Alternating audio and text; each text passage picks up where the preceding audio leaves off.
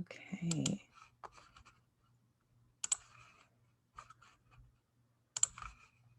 So let's see. I can go ahead and share my screen.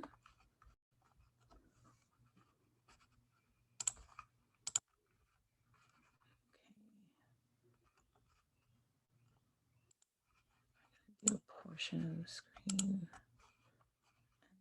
Just go here.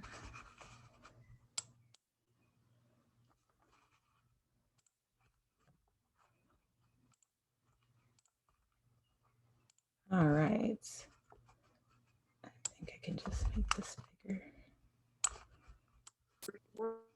Perfect. Oop. All right, so I think I have everything. Let me make sure I can see the chat. Perfect. All right, so good morning, everyone. My name is Meya Mongkuo. I am a doctoral student in clinical health psychology at Virginia State University. And I'm just really excited to be with you all today to talk about research within differing paradigms. And so as we begin this talk, remember we're in the beginning stages of research. So this is going to be more of a philosophical and hopefully an easier start to the day because we have several seminars today. So I hope this is light enough for you all. Let me get this out the way.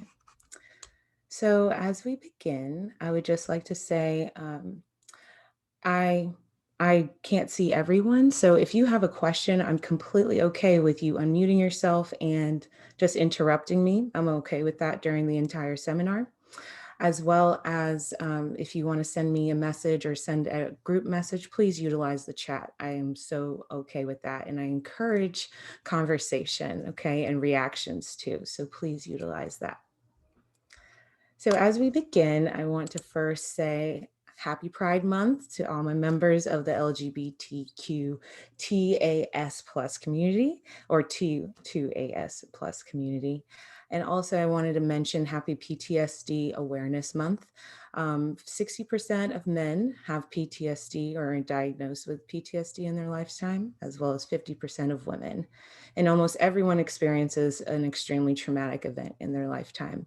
So I want to use this as an opportunity to definitely talk about if you ever are in crisis, there is a crisis text line that I have. Please take a picture of that.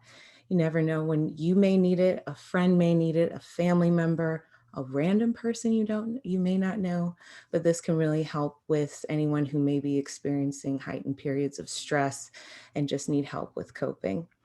As well as there are ample telehealth mental health providers now. So it's really awesome if you want to find a therapist, and especially one that is culturally competent, one that is someone that you feel comfortable with sharing personal life information with. I definitely highly recommend you looking on goodtherapy.com to find some telehealth therapists.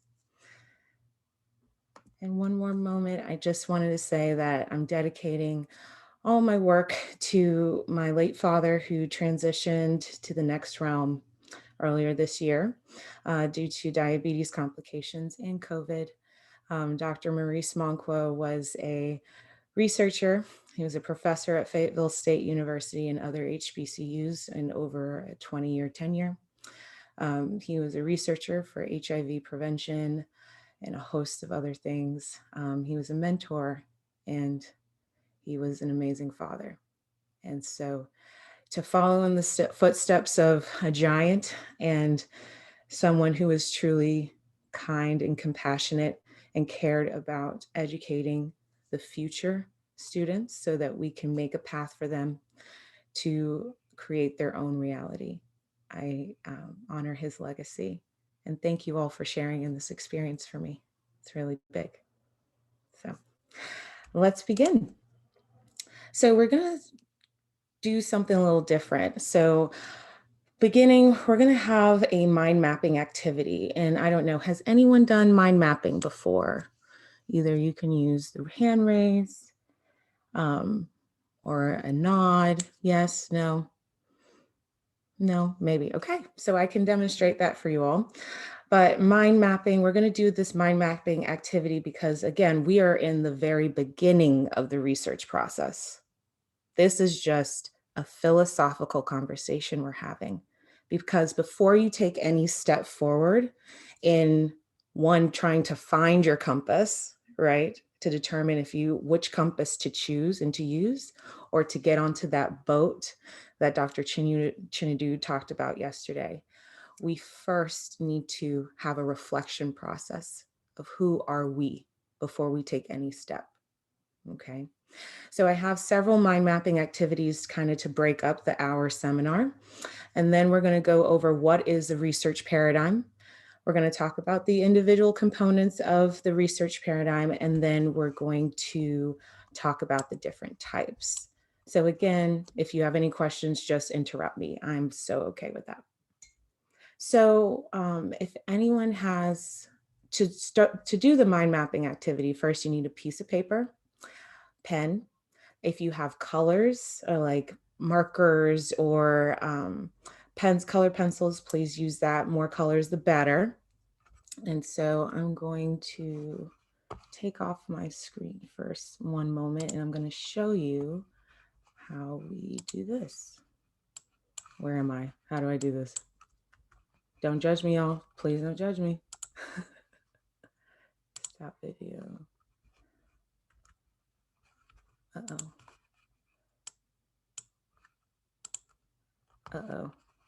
This was easier when I had it, so I don't know why.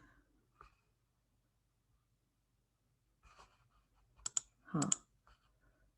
Okay. So let me just do this the normal way. There we go.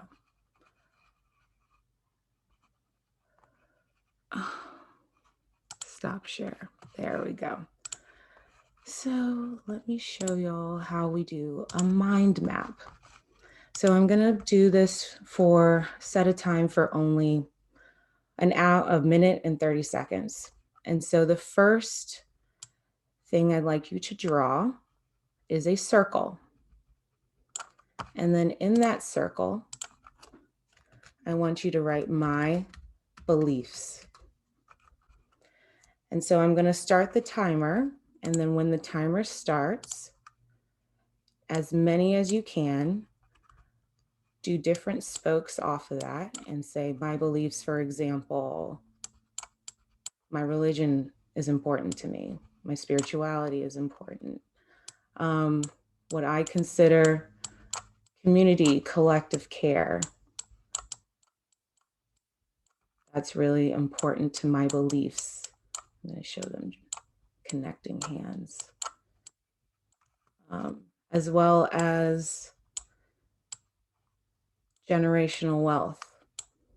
I believe that's very important to me, as well as unconditional love. And so I'm going to stop this for a moment, and I'm going to start a timer for 1 minute and 30 seconds. And if you don't mind, to start this activity, drawing in the middle your beliefs, beginning now.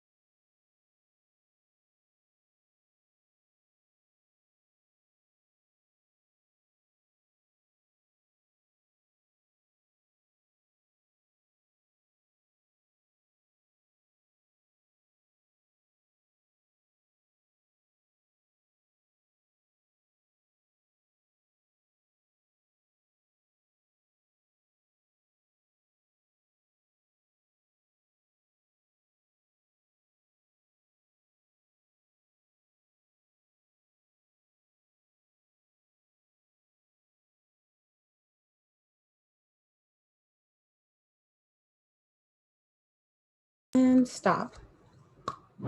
Okay. Would anyone like to volunteer themselves to step out into the circle and mention what they drew or wrote in for their beliefs for this mind map? I can. Um, I put God, family, reform in specific systems. Um, I put generational wealth as well. Okay. Um, community and mental Okay. health, like the importance of mental health. I like that. Those are really strong beliefs. So, again, we need to start with who we are, and we have to ask ourselves in this reflective process, what do I believe in? And before we even start going into asking questions, who are you? What are my beliefs? So, we're going to do this again. So, either save that paper, we can use the same one or whatever you'd like. But now let's go to the presentation again. Mhm.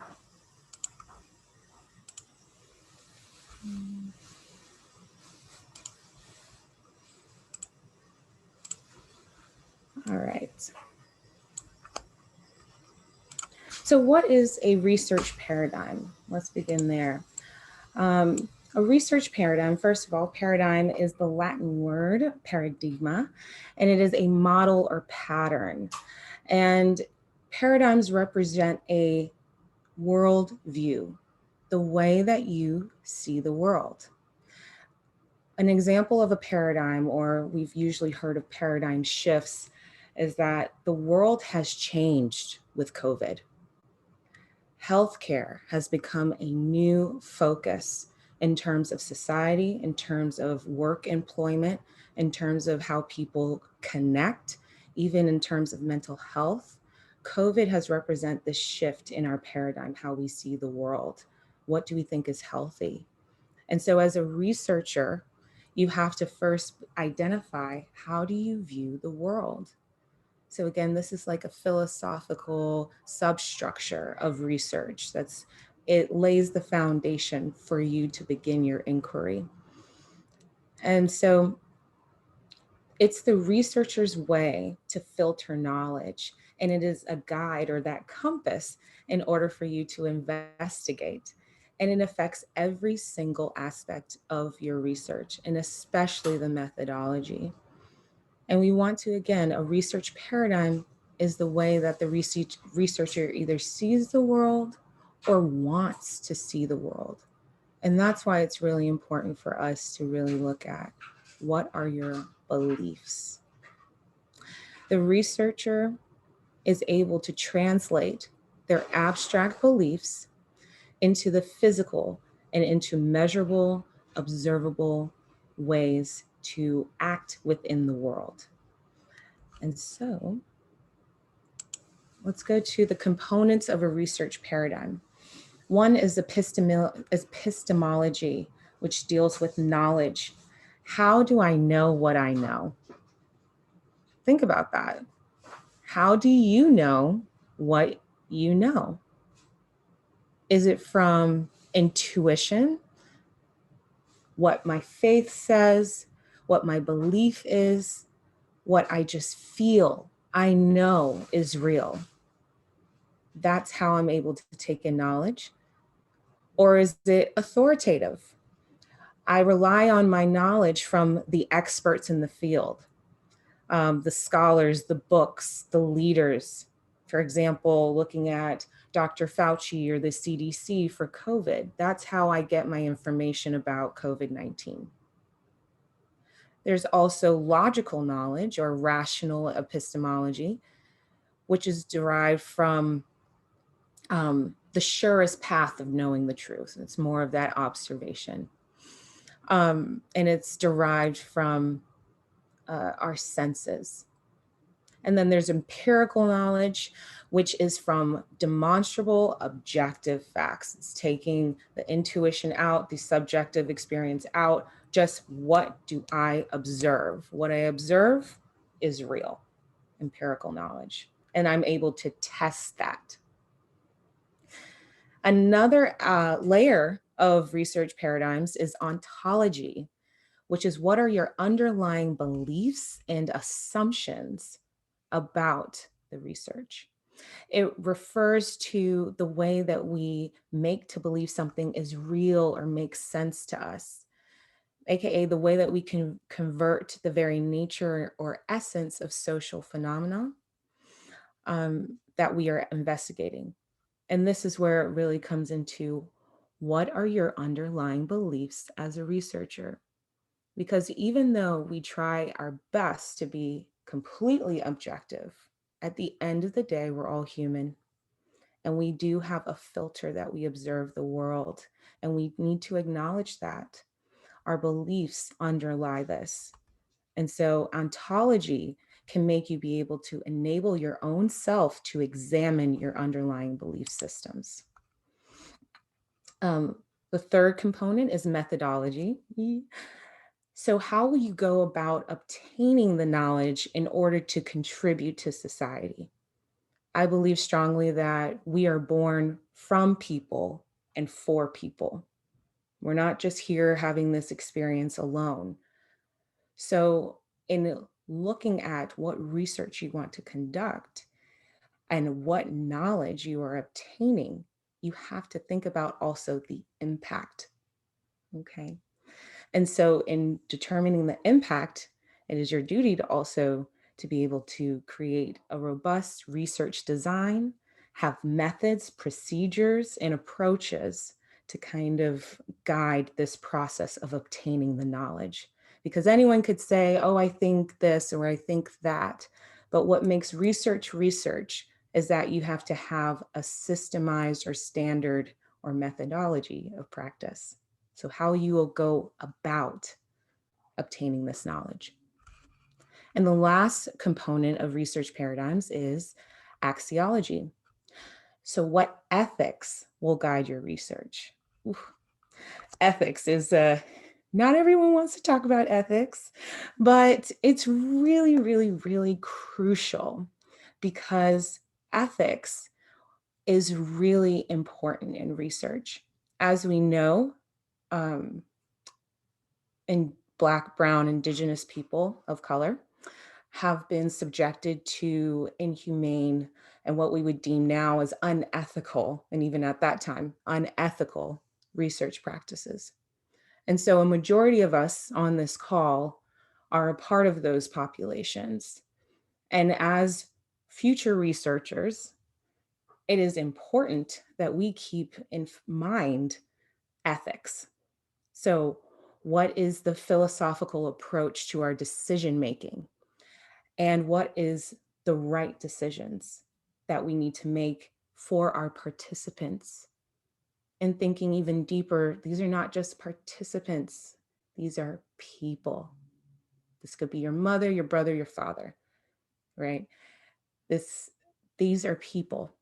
And so we need to really, really keep in mind when we are investigating the nature of our ethics. And we need to consider the human values of everyone who participates. It is your duty as a researcher to consider the ethics for the people that you're affecting and the long-term action that you are creating. And so now we're going to go back to that mind mapping activity. Again, you can color, you can draw, you can even write song quotes if you want to, or songs that kind of that remind you of these things. But I want to ask you all, and I'm going to put the timer on. In the middle of your circle, write my values. What do you value? What do you value? And I'll begin the timer now.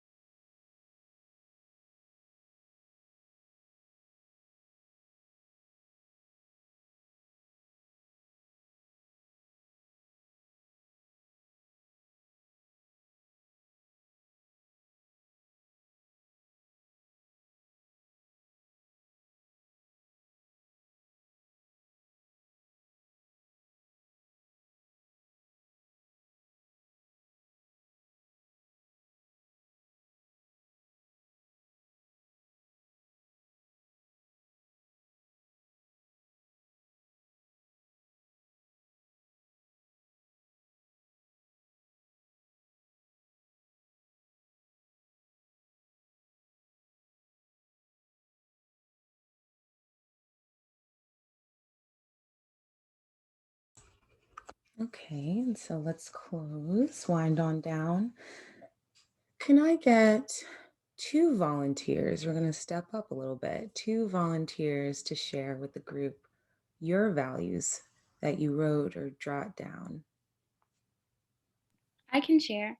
Okay, go ahead. So for my values, I wrote my family, equality and equity, myself, self love and my well being, my space as well, education, and I also wrote my opportunities and privileges. Wow. Wow. That's really profound. And I really even like that you included like spaces, considering spaces as well, and opportunities.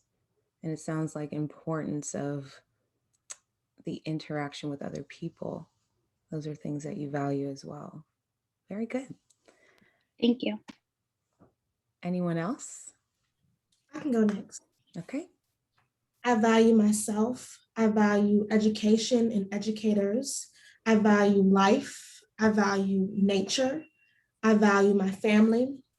I value water. I value food. And I value my mentors. Very interesting as well. I heard you say I value water and food. So it's more than even, your career and what your, education and educators, but even our basic needs. I wonder how many other people either wrote that or thought about that. That's very interesting. Thank you for sharing. And so let's now go on to the different types of the research paradigms. So now that you've written down your beliefs and then you've written down your values, keep in mind that we're going to go through these research paradigms and each of them have their own worldview. And while we're reviewing it, I want you to begin thinking about how your beliefs and values match up with the way these worldviews value knowledge and seek to acquire knowledge. So let's begin with positivism, which is one of the most widely used and known research paradigms. And it's mainly focused within the natural sciences, so biology, mathematics, and it really focuses on how we understand reality through the knowledge that we can obtain. Um, and I have this written as E equals epistemology. So knowledge is obtained. That's the way that positivism looks at collecting knowledge. It's obtained. We have to seek it. And the ontology of it is that reality is real, but there's one universal truth. There's universal truth. We just have to be able to create the tools to measure it. Okay. And its aim is to predict behavior. Now, whether that's the behavior of mammals, the behaviors of a disease, the behavior of a system, a computer system, the goal of positivism is to predict that behavior of the system or whatever target that you're looking at. And the method is to use direct observation and to measure the phenomenon. An example would be standardized tests. They are specifically objective, directly measurable standards used in order to predict, is this student learner, have they learned enough? Are they able to go to the next stage? Have they reached the educational milestone? Okay. And the axology of it is that it is a logical process. The researcher is neutral throughout this process and is absolute. There are absolute laws, and that there is a general consensus from the scientific community in order for the absolute truth to be known. And remember, axology is our ethics. because positivism has been so heavily researched and used, there are some setbacks that has made people realize, oh, well, yes, there is universal truth. However, and this is where post-positivism comes in to really respond and react. It says that, yes, there is this objective, there's patterns in our reality world, and we are able to know it. However, even though there's a universal truth and reality is real, we cannot directly access it, but we can approximate it. We can estimate. We'll never know the true truth. We can just get around the truth. Okay. And so its main aim is to either support or to disprove previous assumptions made, previous theories. And the way that we go about it in post-positivism is to identify and to test causal claims, so cause and effect. So we're constantly, if this happens like this, let's test if that's real, if we can actually approximate that.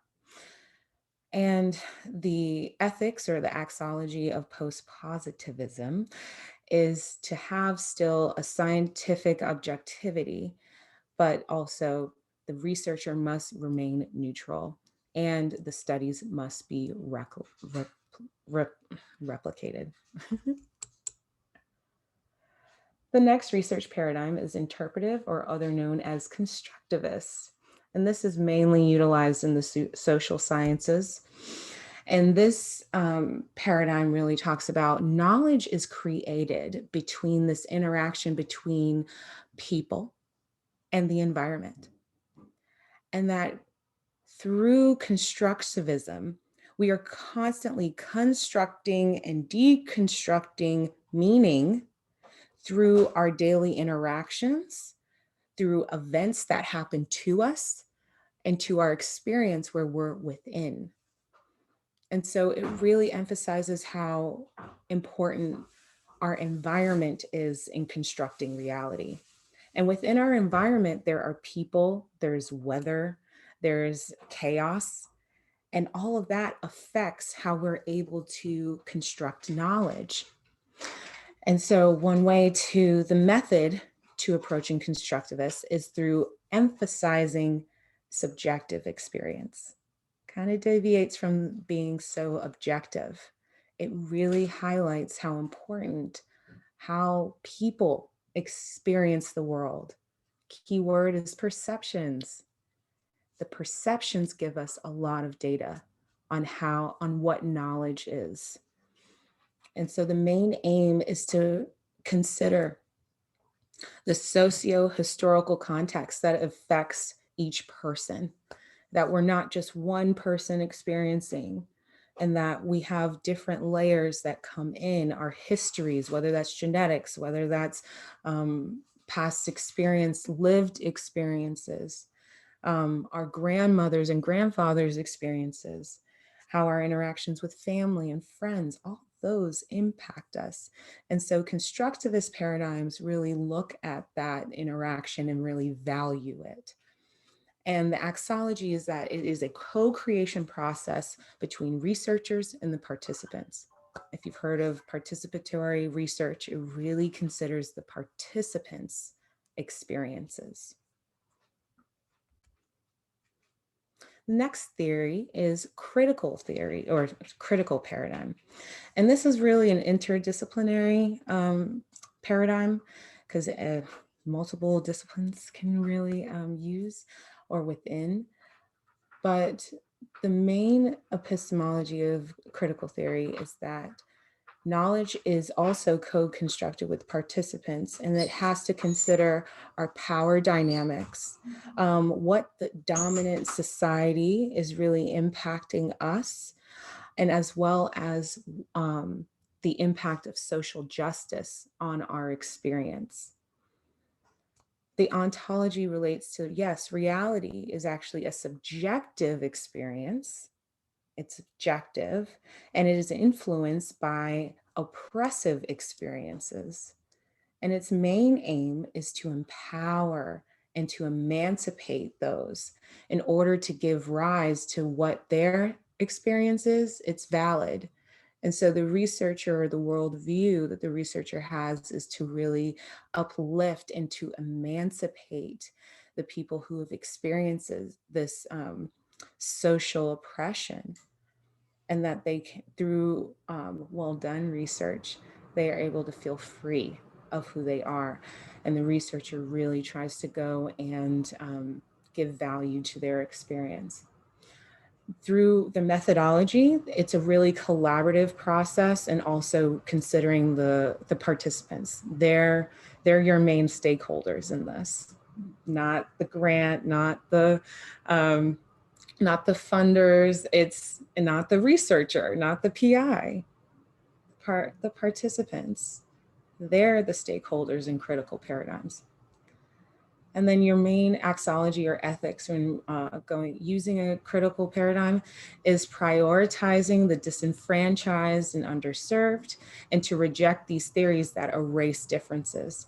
It really values that differences do exist, and that we need to acknowledge it, we need to honor it, and we need to research it. And so some different types of critical paradigms are feminist theory or feminist paradigm, critical race, queer, indigenous, postmodernism, and post-structuralism. So we're going to do one more, our final mind map. In the middle, if you don't mind going in and writing in my assumptions. What do you assume about reality? Ooh, that's a really deep one. What do you assume about reality? All right. And again, this is just free association. Just draw or write out what comes to mind. And if nothing comes to mind, draw something anyway. Something may come up, you never know. And so I'll begin the clock.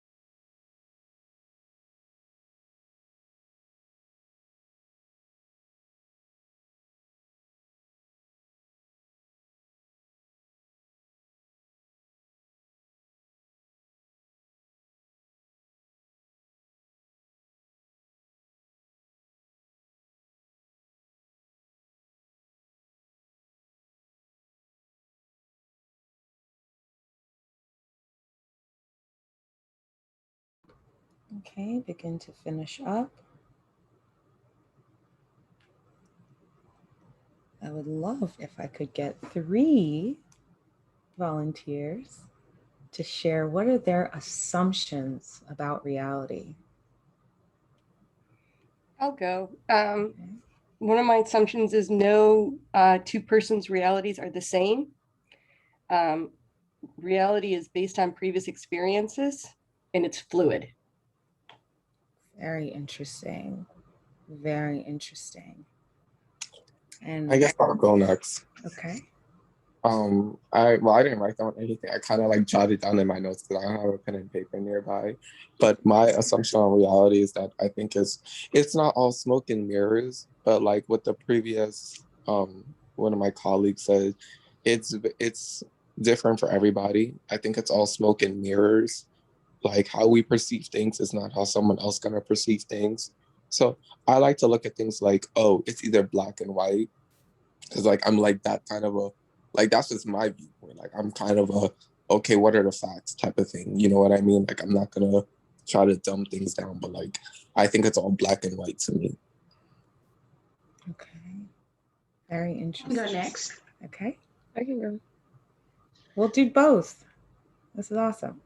My assumptions are that your path is up to you, that there's good and evil, that life is hard no matter what, that the struggle is real, and the world has unlimited opportunities, but somehow the world still feels limiting.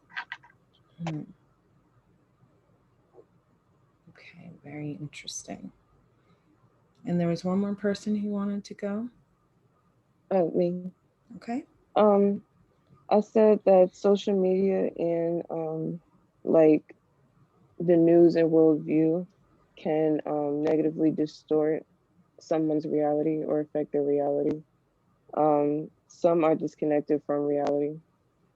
Uh, Everyone has a different sense of reality, like we said, and it's essential to stay in tune with yourself and things around you because that affects your reality as well. Wow. Y'all are deep. Look at all these philosophers here. That is profound, all of you. So, some things I heard that connected, that were similar across, was that reality really depends on the person. And some of you, I heard your own view of reality. For some of you, life is hard. And for some of you, life is just black and white. It's either this or that. But also for others, reality is fluid. It depends. It's changeable. That's really, really impactful. And then also, our reality can be influenced, is another one. Very interesting.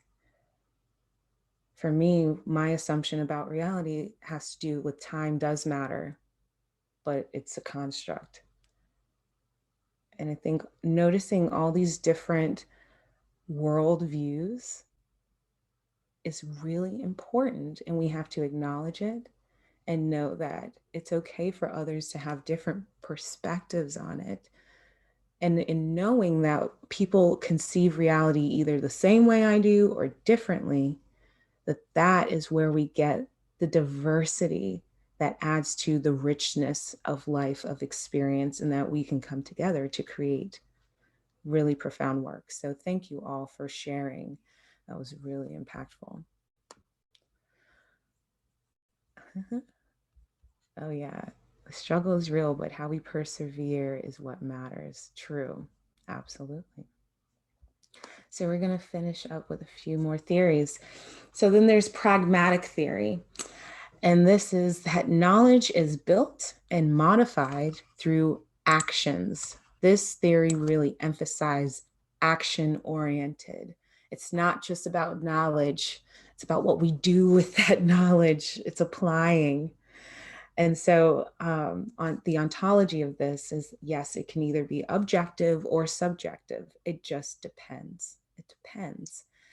And the main aim is to really focus on the outcome of the action, of the research that we're doing. What is the impact? Okay. It doesn't mean anything if we're going to get all this data and have all this information if it's not going to be applied. So pragmatic is, for me, practical. Is this practical? And the main method is to also use the scientific empirical method. Doing the experimentation is how you're able to still be able to get these concrete outcomes. And the axology of pragmatic paradigms is looking at what works instead of what's objectively true. Because sometimes we think, okay, yes, A plus B will always go to C. But for my scientists out there, you all know not all reactions go 100%. And there is that 1% of unknown and chaos in the universe that we cannot predict. And so sometimes we could say all day, this is what this is. But in reality, when we experience it, it doesn't look like that at all. And so pragmatic research really looks at both, can we get as close to what actually happens, and as well as accounting for the long-term impact. That's really important. Knowledge plus application. Knowledge plus application. And then one of the more newer research paradigms is an arts-based or aesthetic intersubjective research paradigm. And this is, I find so fascinating, and I'm really glad that this has come about probably in the last 4 years or so. But it is this intersection of art and science, okay? And the main way that this paradigm views knowledge is that knowledge actually can exist outside of spoken words, of language. It can actually be experienced through the senses, and that what our senses, our perceptual knowledge, kinesthetic, even the way that we imagine things, all of that is knowledge. It's not just, am I able to speak it or is it written? Knowledge is also the flow of movement. And so this paradigm really honors that knowledge is outside of language. It's what we can experience and feel and sense. And it's just this way of knowing. It says that there's meaning to experience. And so the main aim is to look at our intrinsic, what's going on within us. Like, I'll give an example. Let's say I'm depressed, okay? What's going on in my mental, inside my body, is intrinsically, I'm feeling depressed. And it aligns with what I can do extrinsically through an extrinsic empirical mechanism.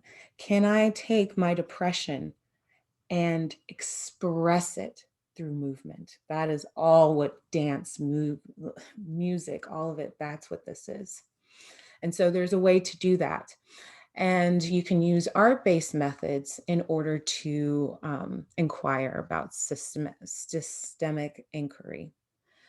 And you can also use creative arts therapies and phenomena in order to really delve into that. And you can use still quantitative or qualitative methods using focus groups or observation of those who are able to, that are doing interpretive dance, and using that to as a systematic way of research. And the main ethics of this is that research it's a meaning-making activity. It has an existential purpose, and that there's a way to transform and understand what the creative arts therapies processes do to contribute to overall change for others. So I really love this this newer research paradigm, but I think it's really effective and needs more research into it. And so those are the main the main research paradigms, and kind of an overview of all of the differing paradigms.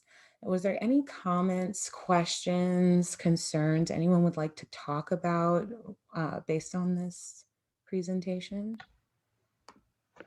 Let me get off. Okay. I have a question. Yes, ma'am. Dr. Collins. Yes, somebody mentioned the word fluid. I Mm-hmm. can't remember who it was, but I think it was can that Jennifer. person, Jennifer, can you talk about that? Like, what did you mean when you said fluid? Meaning ever changing. Reality is ever changing. It's fluid.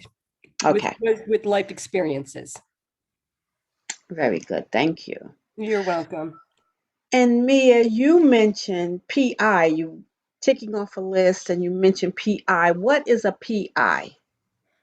PI is a private principal investigator. So it's basically the head of the research project that you're doing, the research. And Okay, yes, so the principal investigator, the leader of the research team. yes, Okay, and you can have more than one? yes, you can have a co-PI and you can All have right. multiple. Yep, Very good. Thank you. you're welcome. Any other questions or comments about what we discussed today or the activities? I have a question. So, PI, these, one of our like labs when is a when project you do your manager. research. Is that the same Oh, thing? hold on. I think I have multiple people talking at once. Let's go Destiny Oh, I'm and then sorry, I didn't hear her. Nevin. She can go. It's okay. We'll go Destiny and then Nevin. Speaking of PI, in our lab, we have a project manager. Is that similar to a principal investigator? No. So, a project manager's main job is to ensure that the program that they were hired to head is going well. So, the PI is again the leader, the person who's the boss of this whole project. The program manager comes in case you're doing, let's say you're doing an intervention or are running a program. They are involved with the day-to-day coordination in managing that. But the overall leader of the entire research project, because there can be multiple aspects going on in the research project. Does that make sense? Yes, that makes sense. Thank you. You're welcome. So, can you speak a little bit about what you mean when you say if the research involves an intervention? Okay.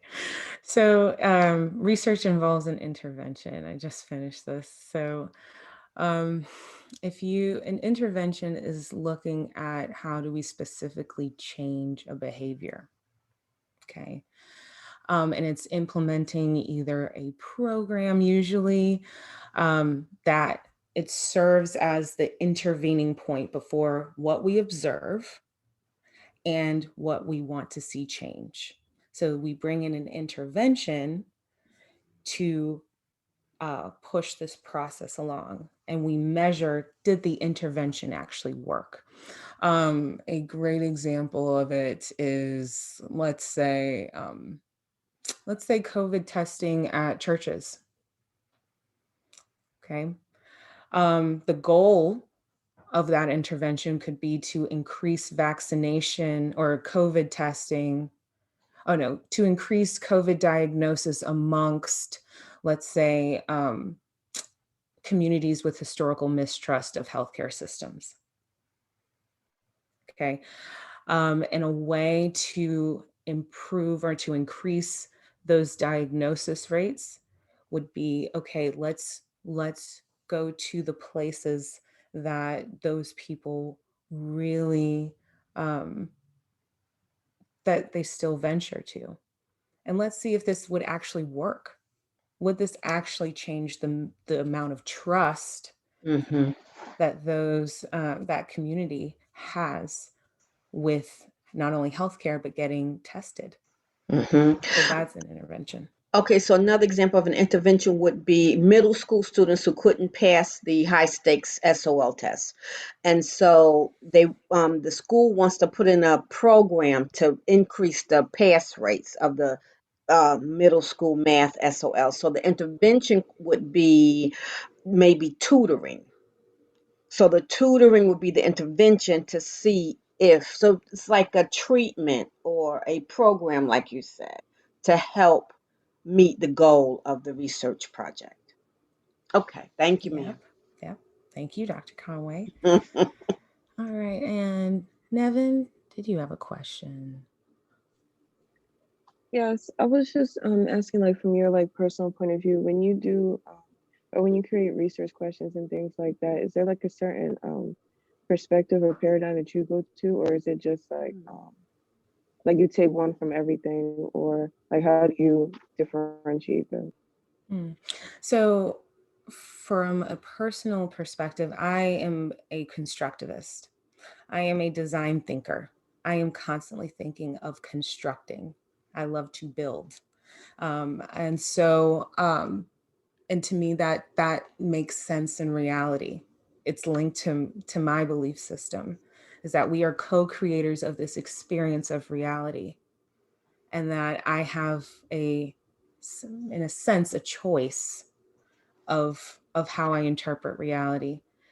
And so that impacts how I go through and choose my research projects, is that I am usually constructing a program, an intervention, and something that will build on what people already have within themselves intrinsically. And now I'm like, here's another tool if you choose to use, that can help with creating the reality you want, the experience you want. There are, in terms of like taking from multiple or sharing across different research paradigms, we're at the beginning of this process. And so it may get a little confusing to take from different. However, there are multidisciplinary research paradigms. For example, the critical theory or the critical research paradigm also is like considered a transformative research paradigm. And so you can use that across multiple. Pragmatic research paradigm is also, you can apply that to multiple. So if you need to borrow from multiple and that's okay, you can do that. We just want to make sure that it makes sense to your reality, that it makes sense to what you're doing. Is this aligning with your compass? And if it's multiple, that's okay. So yeah, that's okay. Thank you. You're welcome. All right. Any other questions or comments? This has been a really enlivened discussion. And so with these mind maps that you've had, go back and look at your positionality statement after writing down your values, your beliefs, your assumptions. And you can even use this when you are formulating your personal statement, because it's important to know who you are before you even make the step towards that boat. Before you want to design the boat or join the boat, you have to first know who you are. What is your philosophy? What are your ethics before stepping into the full research and telling your story? So I thank you all. Would you all like a copy of this presentation? Or I know you also have the Yes, recording. please. Yeah. Okay. Yes. Okay, so I'll send that out. And I'll also send out a survey as well. It's all anonymous. I don't see it. I don't know who you are. So I'll also send that just to give us some feedback. It really helps, not only with the individual seminar, but also in the effectiveness of open doors. And so I'm going to put that in the chat.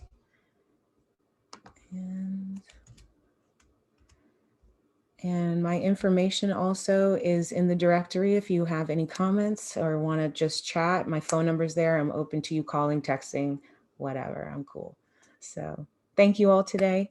And I hope you have a great day of learning and exploring your story. Thank you.